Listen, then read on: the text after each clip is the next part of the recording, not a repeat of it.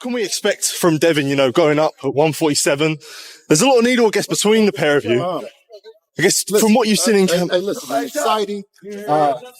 an exciting Devin Haney. Let's sit it right there. I just told you is that if you don't want to fight, then you don't want to fight. There's no clauses, there's no catches, there's no nothing. Yeah. He just capping for like social media. Like he not gonna be like realistic about the situation. Bill, Devin Haney's father and trainer, has delivered a direct message to Shakur Stevenson after word spread that the two champions have reached terms for their long-awaited showdown. Shakur Stevenson. I told y'all Dev will beat the shit out of Shakur Stevenson. Yes, but did you talk to turkey out of sheep? He gonna beat Rockstar Shakur? Beat the shit out of Shakur. Rockstar, he gonna beat the shit out of Rockstar Shakur Stevenson. Beat the shit. Shakur's no different than everybody else. They're all really good. Devin is special. He has the style, he has the confidence, he has the ability to navigate his own career in a way that he's able to fight all of them, and he fares a great chance against all of them. That's something that's special. That's something that's rare. That's Devin. With unwavering conviction, the elder Haney laid out exactly what Shakur will be stepping into. World-class quickness, impenetrable defensive walls, and a champion who's been under the brightest lights. He made one thing crystal clear: there won't be any easy roads, and every flaw will be dragged into the spotlight when the bell rings and millions are watching. I want your thoughts on Shakur saying he not fighting Dev unless he got a rehydration clause. Shakur, man, honestly, you know what I mean? Because, I can pop it on channels and like that and do that, you know what I mean? And we can have fun with it. But, over here on the Boxing Voice, right, I want to ask, in or around the division, every bad motherfucker around Devin has gotten an offer to fight, or they've been in the ring, or, who else has that happened with? All the fights that the people want to see Devin fight, the person that got either a contract or Devin and got in the ring with him. Can we say that about anybody? Clash everyone's been demanding between Shakur Stevenson and Devin Haney has evolved into boxing's most debated super fight possibility, with conversations and contract talks going back multiple years. Was that ever something that you wanted to consider though? Also, because I think people say this narrative was like, yo, if you know you could beat him, just fight him. Yeah, but why would I fight this nigga for the least money that I could get when it's like, okay, cool, let's go through the WBC, because that's what I did. Yeah. That they're trying to ignore. Right. They're going to ignore that whole part. I said, WBC, y'all do y'all job, enforce the fight, and we're going to do it that way. They gave him the deadline to figure out was he going to fight me or fight Regis. That man decided to move up. Yeah. But I really made the WBC do their job. That's what it really came down to. And whatever percentage that they was going to offer, that's what it was going to be at the end of the day. So if they would have came back and said 75-25, would you I would have had no choice. I just try to go around the bullshit that was presented, because that's bullshit. Like, I'm a 2-division world champ. I unified at 130 in one of the biggest fights at 130 pounds. Like, if we're going to be real. Shakur has publicly drawn a line in the sand. If this showdown happens at welterweight, there will be firm limits on how much weight either man can put back on after they step off the scale. Want me to come to 147, I'm coming in with rehydration clause. I don't even do that. But why am I going up to these guys' weight classes if I'm not planning on going there? So any of y'all want to fight me at 147? Yeah, rehydration. 10 pounds. 10-pound rehydration. Like the IBF rule, basically. You got to understand. That means on fight night, when we get in the ring, they're going to be 157, maybe 158. Max. No bigger than 160 that night. Right. I'm cool with that. So if we could get it like, all right, like the IBF rule, 10-pound rehydration. Yes, but think about it. If there's no rehydration clause, these guys going to give it up to 170 pounds. Yeah, 175. I'm in the 140s on fight night. Yeah. So if I'm 140, they 170.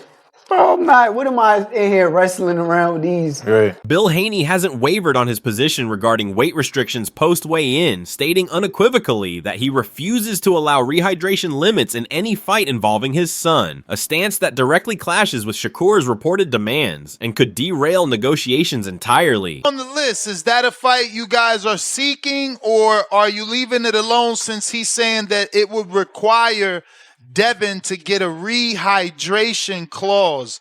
Is that something you're willing to get on a phone and discuss how many pounds exactly? Well, when you're speaking about Debo, you might hear a whole lot of that's inconsistent with things that you say about normal fighters. When you talk about a generational talent like Dev, you would expect those that are elite to look to have, to be on a level playing field.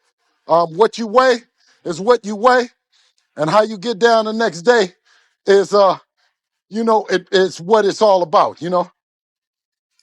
And that's what that. The elder Haney has drawn a hard line against any catchweight negotiations for a potential Devin Haney matchup, maintaining his broader refusal to entertain weight clauses or rehydration caps that might strip away his son's natural physical edge. To do a catch weight, which is what he wants to put on. Not a catch weight, but a rehydration, which is what he said it would require in order for him to fight Devin. No, what he said was that he doesn't do any negotiation. He has a management team that does it. And let's just stay and keep it right there. Everything that he's saying, he's not going to 100% stand on it, because he says he doesn't negotiate against himself and refers back to his team. So I can't take any of that serious. Especially, like I said, given an opportunity that you understand that he says that based on Conor Ben doing something that he felt might be unfair and putting it on Chris Eubank is what he's saying that he might do to. Bruce Crinkton offered his prediction. Shakur Stevenson will systematically break down Devin Haney by dictating range, exploiting timing windows, and using superior angles. In Crinkton's view, Shakur's movement, defensive awareness, and fight intelligence would shut down Haney's jab, minimize engagement opportunities, and reduce the entire bout to a high-level technical chess battle. Who would you favor at 147 between him and Devin? Shakur. That's a tough fight. I like both of those styles together, but I do think that Shakur is just more defensively aware, sound and aware. It's possible that Shakur may win that fight. I feel like he's a problem for a lot of guys because of his style. But Devin and both of those styles together, that's a great mashup. And I don't know. That's actually a really good fight. Across the boxing landscape, analysts agree that Shakur Stevenson has everything required to emerge as the sport's next transcendent figure. Unmatched technical ability, elite-level defense, and a boxing brain that separates him from the pack, especially as audiences grow to value pure skill over raw knockout power. Conor Ben, there's a lot of fights that Shakur can be involved in and beat all these dudes, man. Beat all of them. Has a chance of beating all of them, right? And solidifying, his mark in the sport. Being, the great of his generation. When Crawford left, I told y'all that, Shakur was the next guy on the throne.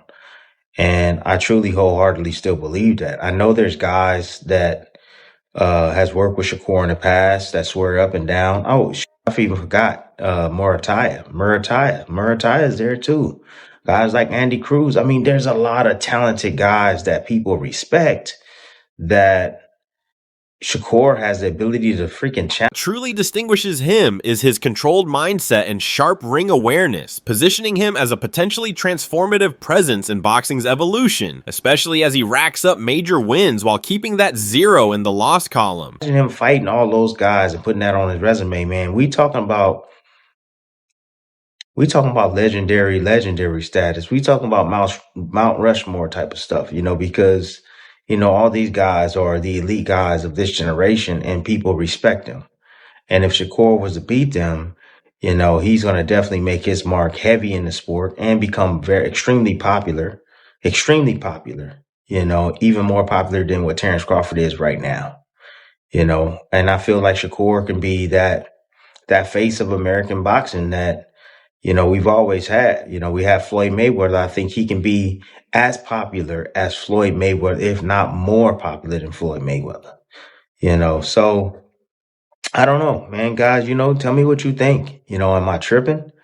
But there's a lot of potential matchup for Shakur that can really grow his star. Potential collision between Shakur Stevenson and Devin Haney represents a genuine marquee event for the sport, bringing together two of its most brilliant talents. Both unbeaten, both masterful technicians, both driven to solidify their place in history. The fight would deliver elite-level execution, tactical warfare, and pure excitement, captivating the global audience and ushering in boxing's next chapter.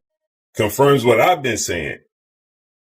3-division world champion, former undisputed lightweight, former WBC junior welterweight, and reigning WBO welterweight world champion, first ballot Hall of Famer once he retires, superstar boxer, top 5 pound-for-pound best fighters in the world, Devin the Dream Haney, 33 wins, no loss and no draw, 15 wins by way of knockout. He calls out another first ballot Hall of Famer of his era. Ironically enough, Devin Haney is 27, and the person he calls out is 28 years old, who's another first ballot Hall of Famer, Olympic silver medalist, 4-division world champion, former unified super featherweight, who simultaneously up until yesterday held the WBC 135-pound title and the WBO 140-pound junior welterweight title at the same time. Superstar boxer, 4-division champion, who will be a first ballot Hall of Famer, Shakur Stevenson, who is 25 wins, no losses, no draw, 11 wins by way of knockout. So Shakur Stevenson and Devin Haney, as I said, and Devin Haney confirmed it, as you see there, this is the next super fight in the sport of boxing. Devin Haney, meanwhile, has cemented his reputation as one of the sport's most refined pure boxers, earning widespread respect for his explosive hand speed, surgical precision, and systematic ring approach. Experts consistently highlight his capacity to impose his will, make mid-fight adjustments, and stay calm when the stakes are highest, traits that make him a nightmare matchup for anyone. Commentators like Bernie have noted that Haney's blend of velocity, tactical awareness, and mental discipline establishes him as a legitimate threat to even the most proven world champions. When you place Haney opposite Shakur Stevenson, the stakes magnify exponentially. Both bring championship caliber skill, razor sharp fight IQ, and an unrelenting drive to etch their names in boxing history. A collision between them wouldn't just measure talent, it would stand as a defining crossroads capable of shaping their entire careers. Bernie stressed that the encounter would reveal the highest level of strategic thinking, mental fortitude, and technical brilliance, making it essential viewing for anyone who truly understands the sport. Because now Shakur is a 4-weight world champion. Devin is a 3-weight world champion. Devin was undisputed, but now Shakur is a 2-time lineal champion. So he's a 2-time Ring Magazine winner. 2-time unified champion. If you want to add the ring, as far as with the WBO, he was unified at 130.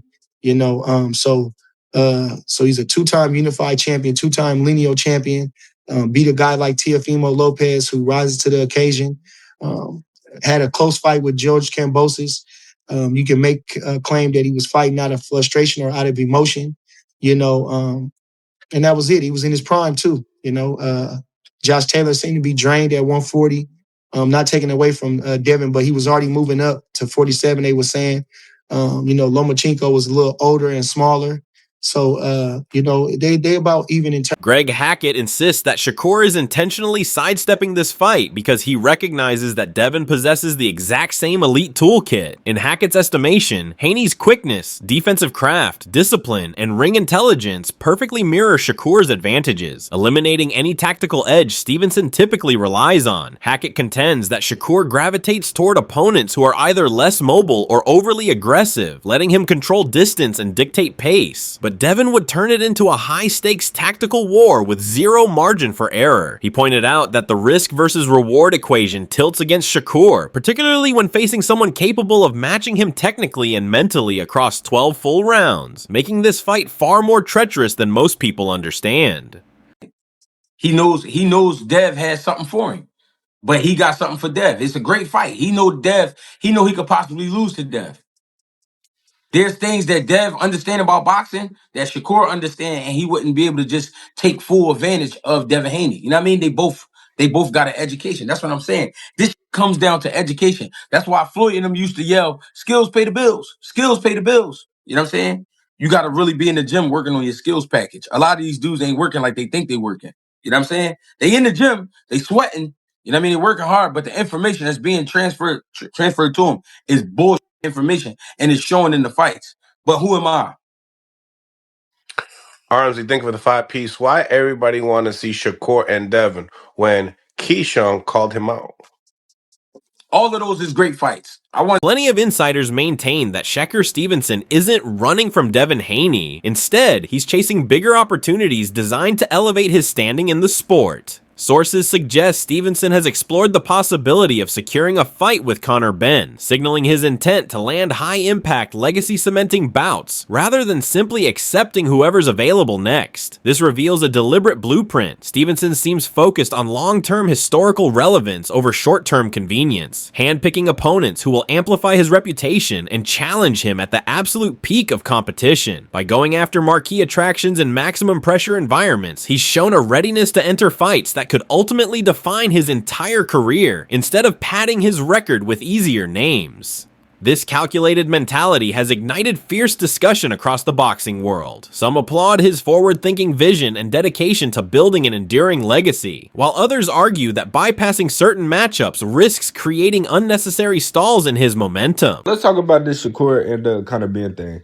Shakur's been getting a lot of flack because fans feel like that Shakur is ducking Devin Haney. How do I feel about Shakur ducking Devin Haney? I don't think it's true. I don't think it's a thing. Shakur said he's going to go up, put a rehydration clause on the man to fight him. Is Devin Haney going to take a rehydration clause to fight? If not, I don't think so. So why are we even having the debate about him fighting Devin? It's not like he's fighting a champion to get a random accolade like a belt or something, you know? So it's really irrelevant to even bring up why Shakur is not fighting Devin. He's fighting Conor Benn because he feels like he needs to fight Conor Benn because he disrespected him or whatever the case may be. It's really nothing to it. Fans are trying to put Devin and Shakur against each other. I would love to see the fight, but it's whatever. Stevenson has stated his intentions plainly. He's aiming for greatness in this sport, and fear isn't part of his vocabulary. Directly addressing those who point to his frame and claim he's undersized for 147 pounds against fighters like Devin Haney or Conor Benn, Stevenson fired back with total certainty. He made it clear that size alone won't determine outcomes once the bell sounds, pointing instead to his technical arsenal, hand speed, defensive wizardry, and mental sharpness as the weapons that let him compete with anyone regardless of physical measurements. Stevenson's approach centers on preparation, tactical execution, and the ability to adjust, proof that he's ready to face elite-level opposition to lock in his legacy. By confronting critics head-on and openly declaring his drive to secure major high-profile battles, he's revealed more than just confidence. He's laid out a precise roadmap for his career, making it known he plans to silence every doubter and leave a permanent mark on the sport. It's a big fights. I like big fights. I like big money fights. I like proving that I'm the best, and I like doing things that people say I can't do. There's a lot of people that will say that I'm too little for Conor Benn, and I can't do it. So it makes for a tremendous fight. It's gonna be a good beef. I like the beef. I like the story behind it, and it's a tremendous fight. I just wanted to follow up on the Conor Benn conversation. I saw him after the fight, and I just asked him. I said, "Hey, would you agree to that rehydration clause?" And he said, "F no." So my question for you is, how does that fight get made then? If he's not going to agree, then we probably don't fight. So he's just wasting time. We'll see. But I'm a businessman at the end of the day, and like I said, he did a rehydration clause with Chris Eubank. Chris Eubank was in the ring half. Why can't he do Keyshawn Davis wasted no time making noise after his latest dominant win, immediately turning his attention toward Devin Haney. Davis made his intentions unmistakable, calling out Haney and declaring himself ready to challenge one of boxing's premier names. Known for his rapid-fire combinations, blazing speed, and non-stop attacking pressure, Davis believes he's a legitimate threat capable of pushing Haney to his absolute limit. By issuing this public challenge, Davis is positioning himself as a fighter who doesn't shy away from danger and actively seeks career-altering matchups. Experts have pointed out that Davis brings a skill set dangerous enough to trouble any champion, Haney included. The call-out has generated serious buzz among fans eager to see how Davis's aggressive tactics would clash with Haney's technical mastery. If this fight comes together, it promises to be a high-risk, high-reward showdown with championship implications and massive career consequences for both men. Already a bright enough star that he'd be willing to take, because, you know, as a businessman, risk reward. You think you bring enough to the table that he'd want to take the fight? He would take the fight? Hopefully, bro. I hope he would take the fight. In terms of answer your question, a bright enough star, he's already entertaining me on Twitter and social media and stuff like that. So I guess he sees some money potential in this fight right here. But what I would like to do is I would like to become champion, because that just speaks for itself. Once I come to champion with the table, you can't play with me. You know what I'm saying? Like, everybody know me. People know me. I can go to the UK and sell. Like, I can go anywhere and sell. My first main event, I sold 10,000 tickets. I sell, period. You know what I'm saying? That's why he's entertaining me, because I am a star. But when I come with that world title, whether I beat Dalton Smith or I go move up a weight and beat Lewis Crocker, once I come with them word titles, it's just a... Devin Haney has stated plainly that he's prepared to meet Keyshawn Davis in the ring without demanding any special agreements, reflecting his direct, no-excuses mentality toward competition. Bill Haney reinforced this mindset, explaining that Devin would rather compete at his natural fighting weight than drain himself with restrictive rehydration rules or catch weight limitations, a philosophy that stands in sharp contrast to reports surrounding Shakur Stevenson's preference for structured weight protocols. Meanwhile, Davis has acknowledged some lingering tension with Haney, tracing back to earlier moments when he felt dismissed as an up-and-coming prospect. Despite that underlying history, both fighters now seem locked in on what truly matters, seizing opportunity, advancing their careers, and building legacy. The interplay between them underscores how boxing extends beyond pure talent. It's also shaped by tactics, prior encounters, and purposeful decision-making. As these elements continue influencing contract discussions and fan anticipation, excitement builds for a potential showdown that could carry enormous weight for both fighters' trajectories and standing within the sport. Fight Keyshawn the Businessman Davis. As I said yesterday, he fights and beats Keyshawn, then guess what? It makes the fight with Shakur and Devin that much bigger, right? Because it's a redemption, it's a storyline, so on and so forth. Devin has history, sparring session. We know the history, right? So Devin Haney wants that fight, as we know. This is not a surprise. This is what Devin Haney does. No stipulations. As father trainer and manager Bill Haney stated yesterday on the Boxing Voice, he stated, why we have to have stipulations, roadblocks. We ain't trying to do that. Devin moved up, so he don't have to drain himself. Why would he have to drain himself? Right? Nonetheless, Shakur wants a 10-pound rehydration course. Keyshawn the Businessman Davis, as you're going to see right here, he explains why he don't like Devin Haney.